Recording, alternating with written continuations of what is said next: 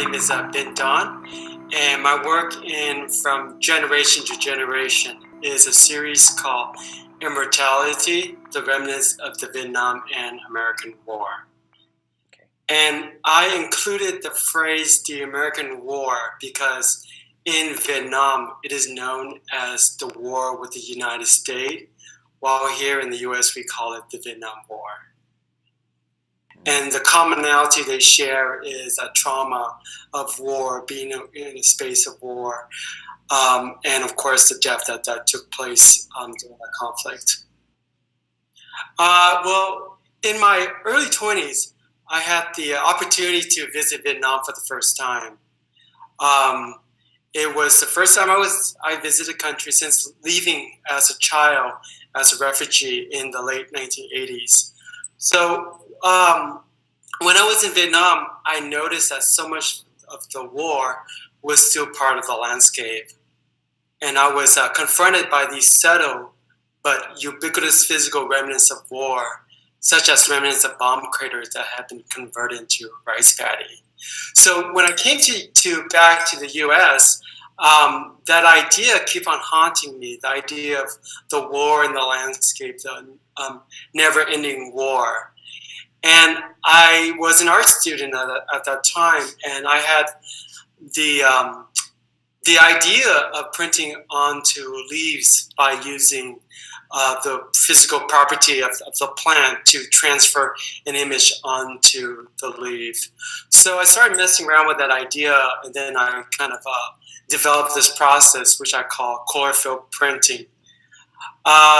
So when I think about the work, I'm really thinking about how our bodies are made of elements, and these are the same elements that compose everything in the universe. They're very, very basic elements. Most of our bodies are water and hydrogen.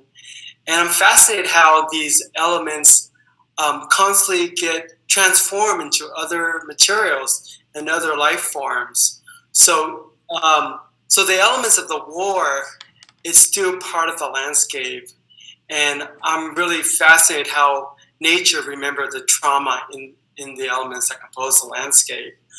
If you can look at every atoms that compose our bodies, they each carry memories that reach back to the beginning of time and have been in many conflicts before the Vietnam War.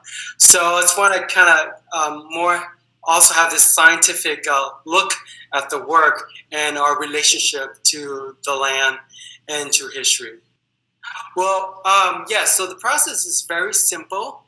The process is producing a digital transparency and placing that digital transparency on top of a live leaf, of a living leaf that was just plucked from a garden, and then sandwiching that leaf with a sheet of glass and a sheet of a backing board and exposing that to the sun.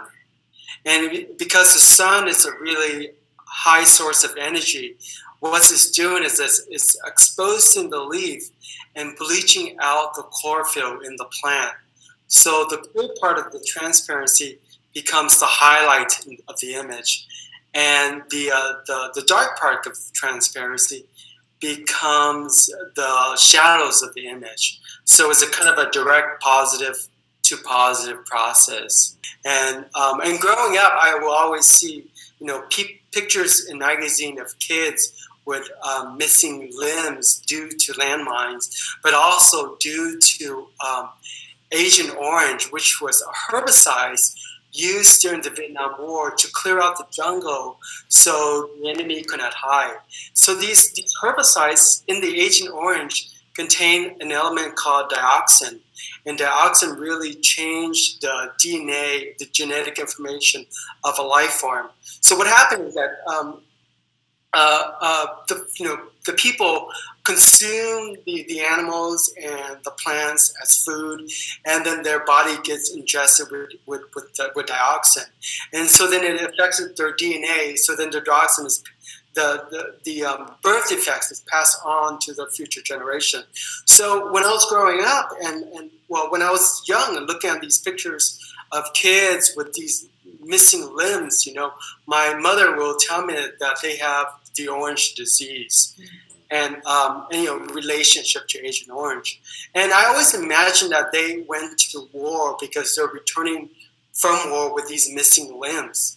But in actuality, this war was born inside of them.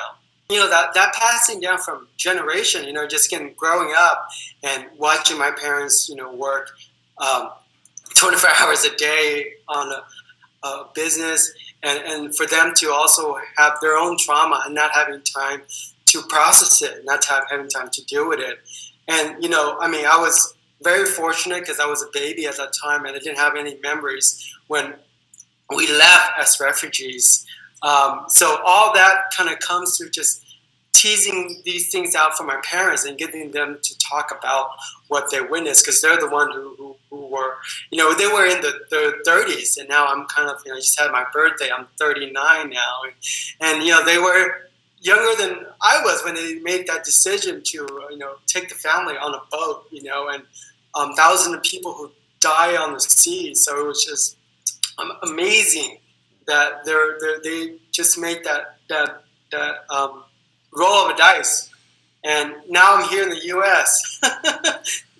So I constantly I think all about that, in my everyday life, and when I go into the studio, when I make art, I think about all the wonderful things that keeps me going.